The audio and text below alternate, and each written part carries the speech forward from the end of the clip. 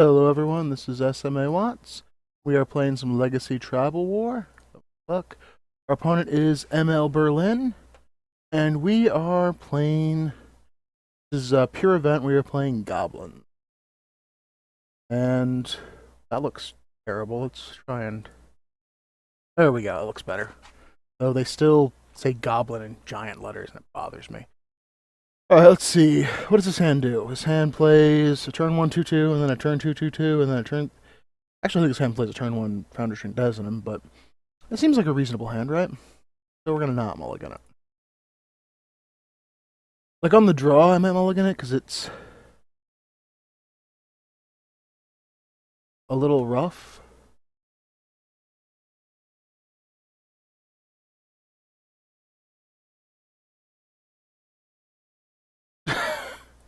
You didn't peek my goblin. You gotta do what you gotta do.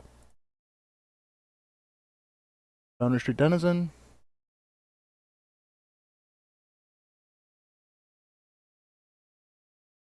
And we'll go ahead and play Cohort. We're gonna always yield to these effects because otherwise they'll eat up our clock like a monster.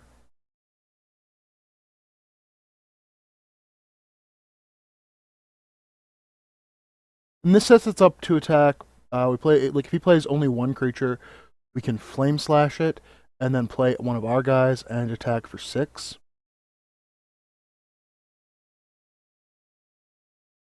He plays no creatures. um, maybe we attack for 8.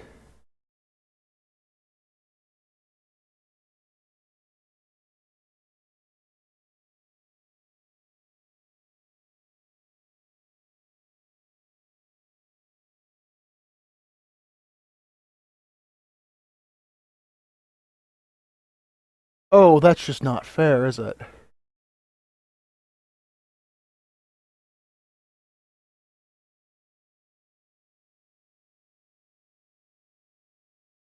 That represents an attack for. You know what? Let's just hit him for 10.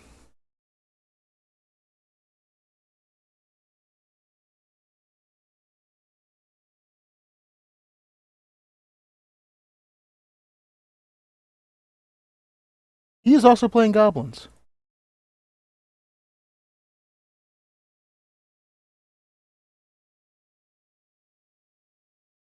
I don't know what. Like, I guess he's playing red green goblins. I mean, I assume. But we knew he drew. We know he just drew a chieftain.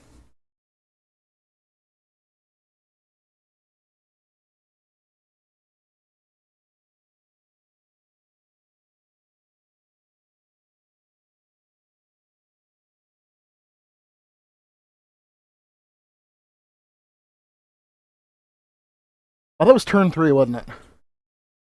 We hit him for like 10.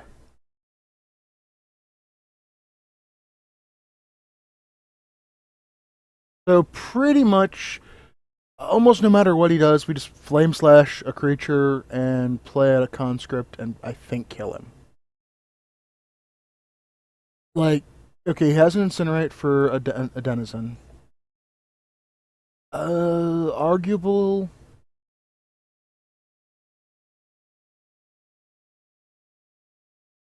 Yeah, we just play a goblin and kill him.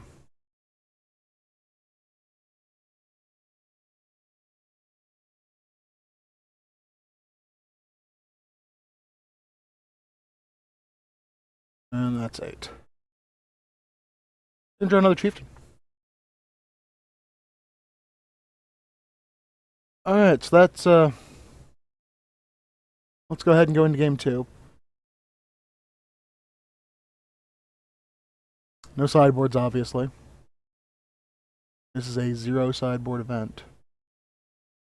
So sadly, Wizards took away filter, though they claim to be bringing it back. So you can't be sure your opponent's not sideboarding, but I trust my opponent.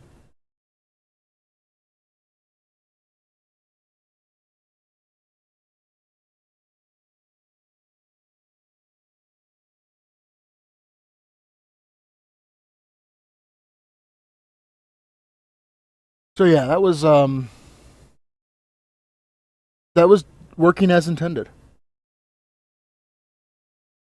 And it's the true strength of goblins is there's a lot of one mana guys that hit for 2+, and they all kind of work the same.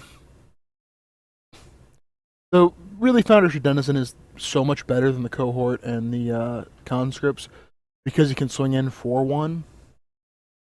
Like he doesn't have to be. Doesn't have to wait for a creature to come into play. Though obviously with things like War Marshal and that, he becomes way better. Or Krenko. Founder's Denizen plus Krenko is kind of insane.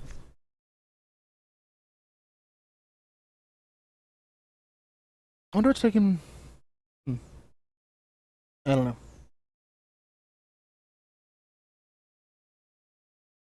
But yeah, maybe he's getting a drink.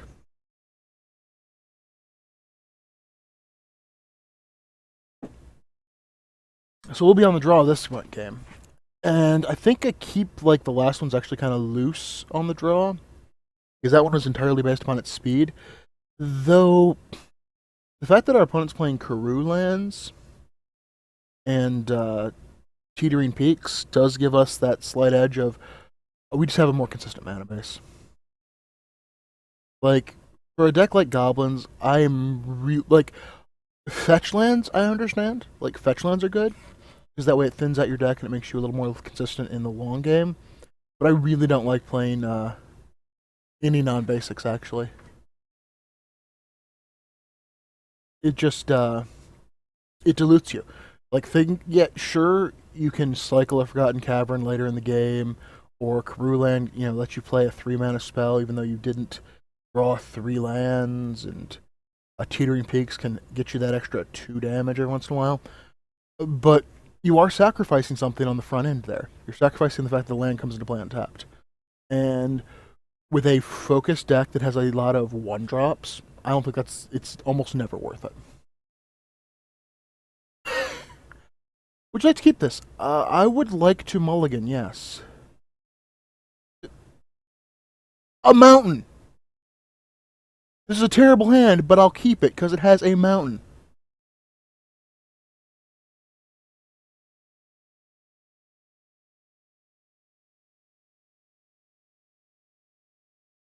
Like, we're probably going to lose this game because we need to rip 2 more mountains to make this worthwhile.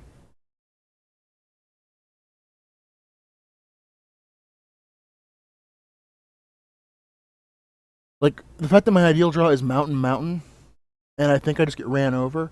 You can block, right? Yeah, you can block. Yeah, this is, that might have, it's possible I should have mulled a 4 there.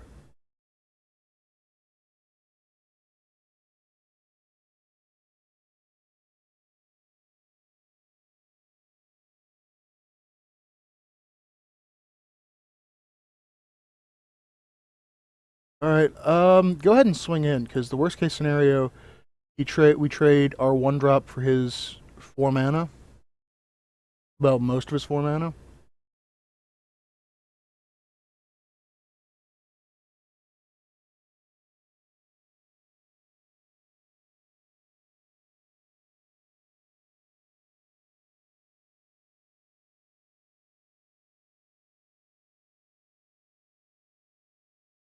Because, like, worst case scenario is that he plays a Goblin Goblin Chief.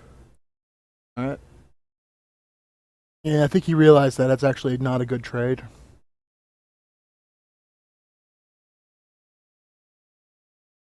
Alright, he's got the pump land for goblins.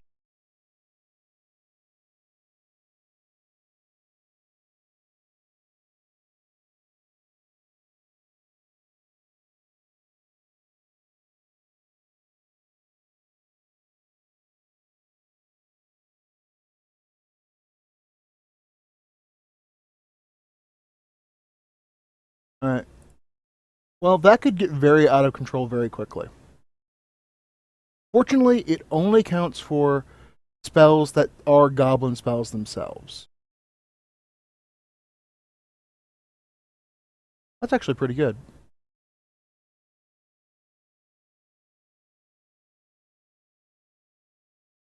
Oh, well, he gets a land.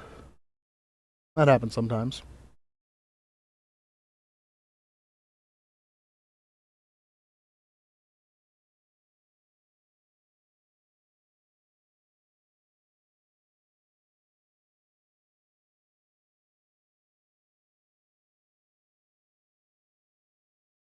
Okay. That's what I was afraid of. Okay, so the chieftain comes down. All his goblins get bigger, and then they get even bigger.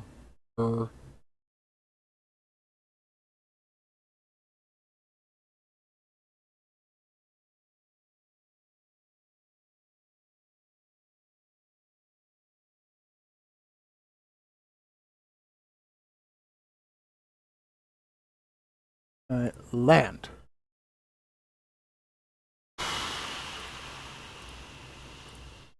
Yeah, this is not going as intended.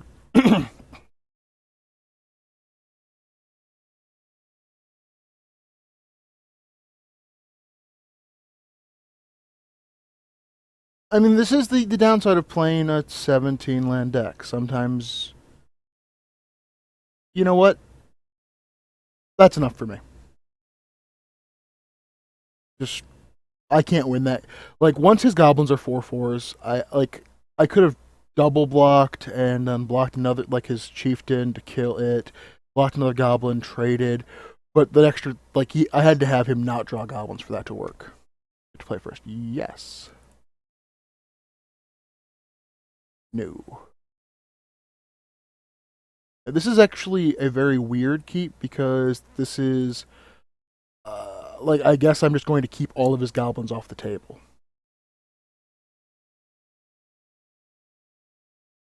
and hope he doesn't have a removal spell for my goblin. He's a They have a weird mouth, don't they? Trying to Brooding Rage is fine. Ooh, team in the promo one. Loose to play it before combat. There's a lot of creatures in this deck that you want to play before combat, so there's that.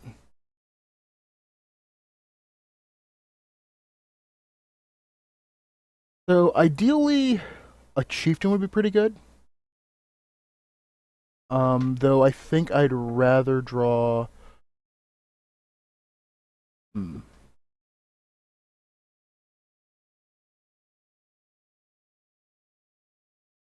Well, depending on what he plays here, I think a chieftain's fine. Like chieftain's ideal if he plays something I can incinerate, and he did. So yeah, chieftain would be fantastic. That's the perfect draw.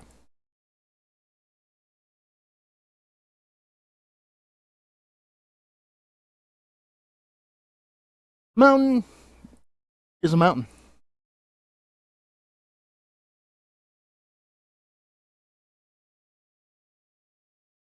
Why couldn't one of you have shown up last game?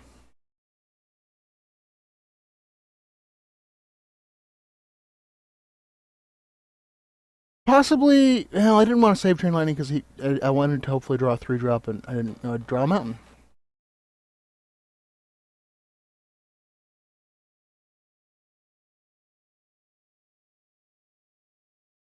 All right, incinerate my Goblin War Driver. That's not cool, but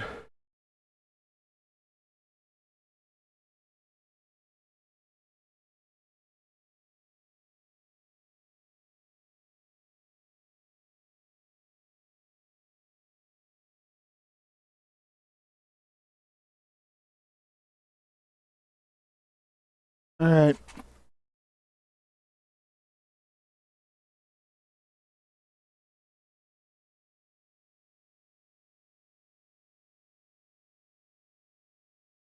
Is he just gonna play the burn deck this game?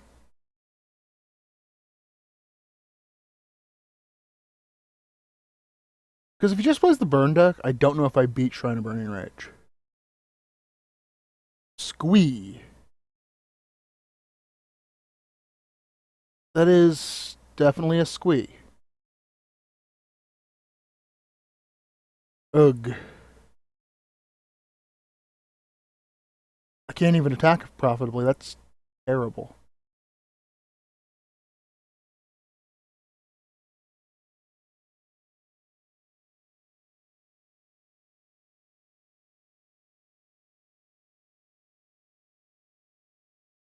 Like, I think I might lose this game just because at this point, like Shot Goblin, yeah. You got him.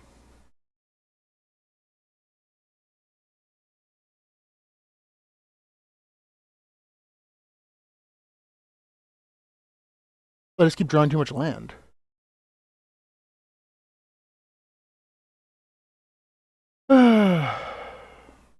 Like, I need another creature. Like, any creature in my deck right now.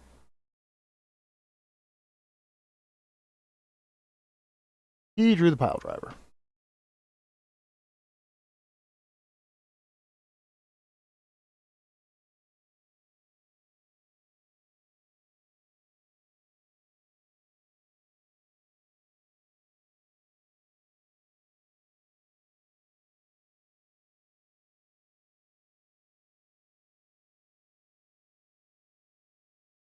Alright, Flame Slash.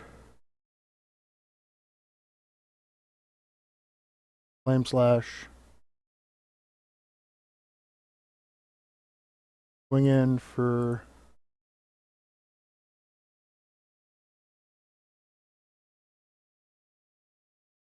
How much? 10 charges.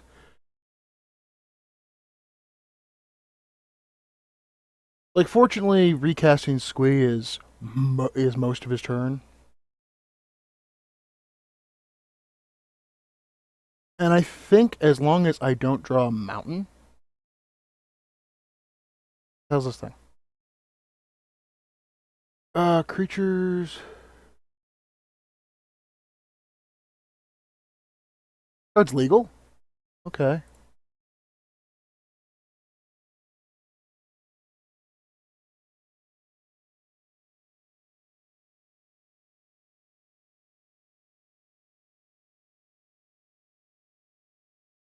All of my goblins are warriors. That's kind of. Yeah.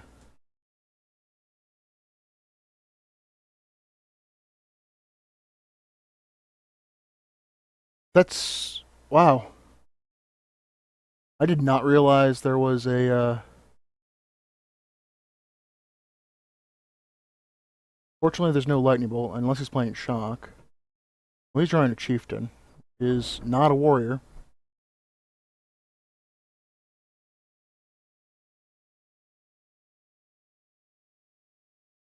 So we functionally have him at 1. You're from, like, homelands, aren't you?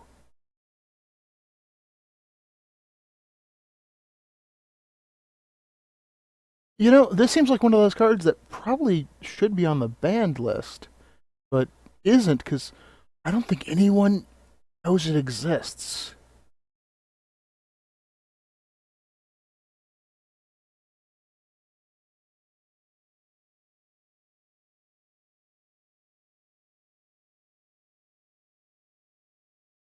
Obviously, the ideal draw here is any burn spell that I can throw at his face. All right, he's playing the chieftain.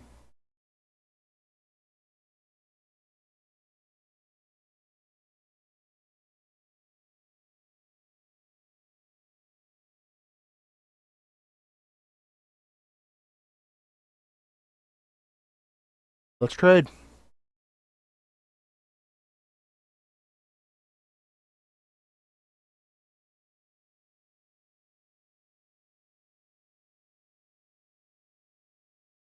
Ooh, getting really close to that just being killing me, isn't it?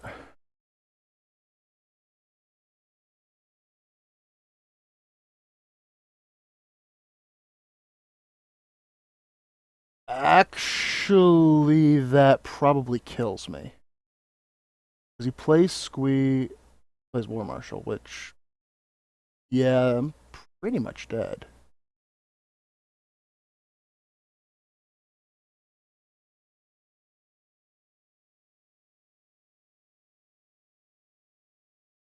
What are my actual outs of this?